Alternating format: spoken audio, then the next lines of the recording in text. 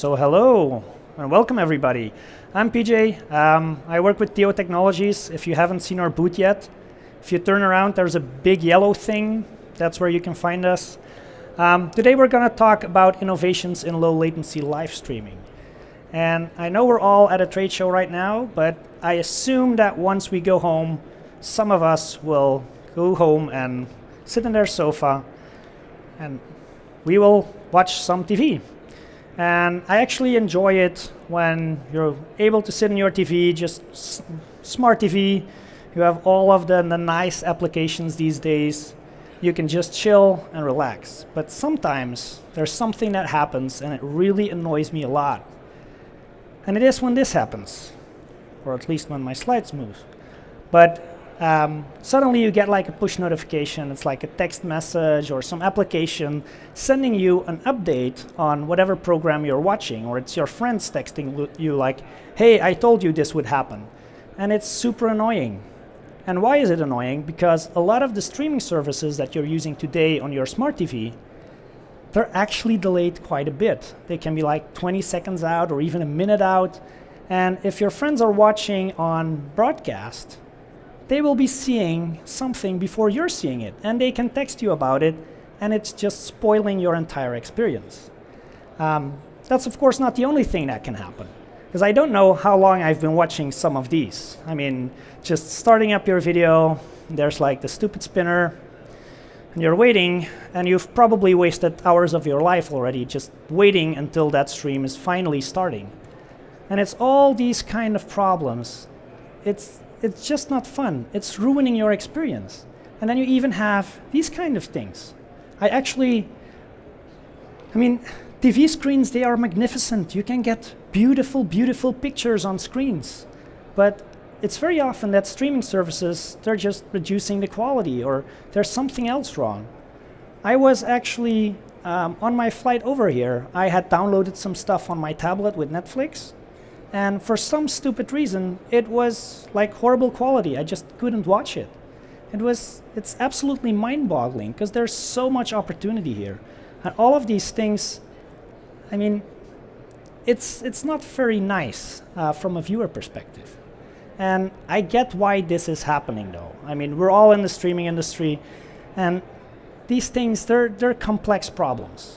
You have only a limited amount of resources. It can be money, it can be bandwidth, it can be CPU compute to do encoding, it can be all kinds of things. And to solve all of these problems, it's really an end-to-end kind of thing. It's all the way from ingest and contribution, encoding, packaging, origination, there's the CDN stuff, there's the player stuff, of course. It all has a very, very big impact.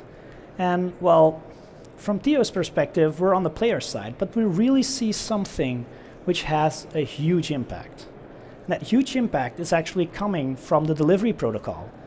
It has an impact on the quality, it has an impact on things like the latency that you're seeing, the buffer sizes you need, on the ABR behaviors, the startup times. It has an impact on whether or not you can do certain features, like, for example, content protection, which is critical for some types of premium content, or things like server-side ad insertion to monetize your content.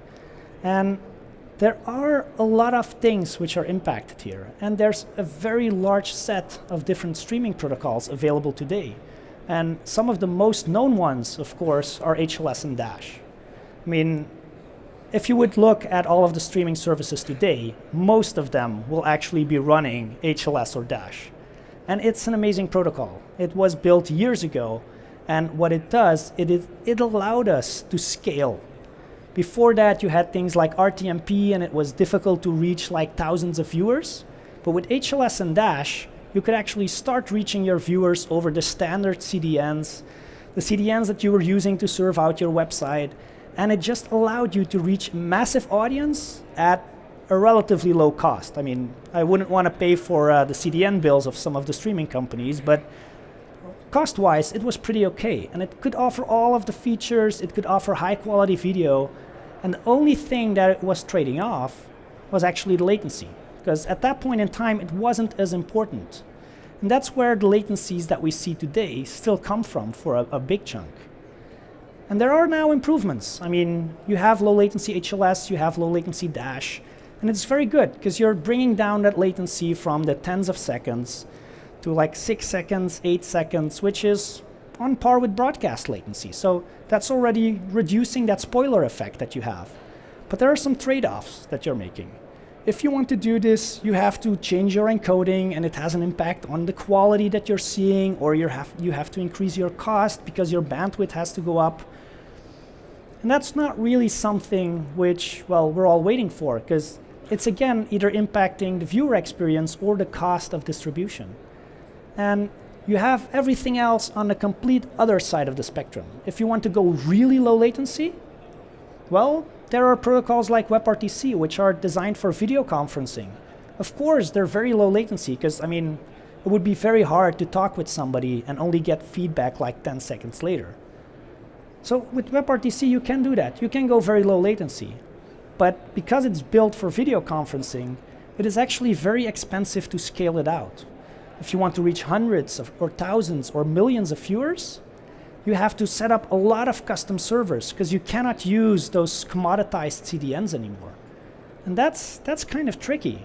And on top of that, there are the other problems. The quality and the bandwidth, it's still a trade-off. There are a lot of limitations, and there's definitely ways to work around those. But there is actually another solution. And the other solution that we've seen is actually the high efficiency streaming protocol, or HESP. And it can actually do the same things as WebRTC in terms of latency. It can reach latency of less than a second. And sometimes I get questions from people, is it really true? Well, there's actually demos over there. I invite you to go and watch. But yes, it's definitely possible to do this. And HESP is actually a protocol that's built on the same principles as HLS and Dash. So it can scale over those standardized and commoditized CDNs. So you don't need to swap out anything there. And it goes even further. It can keep the same high quality and bandwidth as you would have with HLS and Dash. But also there's other optimizations. Those stupid spinners, you can remove them. You can switch your channel extremely fast. It's like back to analog TV kind of experiences. It's great. And it comes with all of the features. For example, WebRTC, it cannot do DRM at this point in time. There's no standardized server-side ad insertion. With HESP, all of these things, it's all CMIP based, it's all there. All of these standards, they've been developed already. And that's something which is actually very, very nice. And people then sometimes ask me, yes, but HESP or a company actually helped develop this. And then they think, oh, but this is a proprietary protocol. It's not. There is actually the IETF draft spec. It's available for everybody. So everybody can go there, start implementing it, see how it works.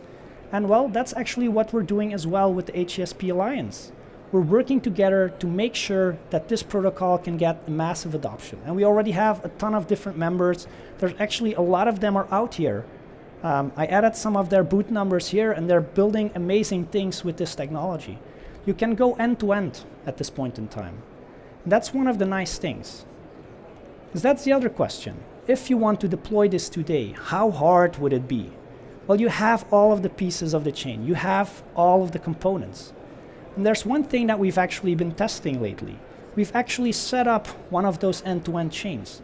And you can get started with HESP, so doing sub-second latency across the globe at massive scales. And you can set that up in under 30 seconds and in under 30 minutes. But you're probably thinking, well, yes, a technical guy might be able to do that. No, we actually tested this on our sales guys and on our HR people as well. They could set this up in 30 minutes. And that's one of the nice things. Getting this high scalability, but getting all of the benefits of sub-second latency, all of the features, all of the things that you would need for a real high-end kind of production. So if you're interested, definitely come and check it out. We have some very cool demos on our booth. And if there are any questions, you will be able to find me right there as well. So thank you all for coming, and well, I hope to see you there.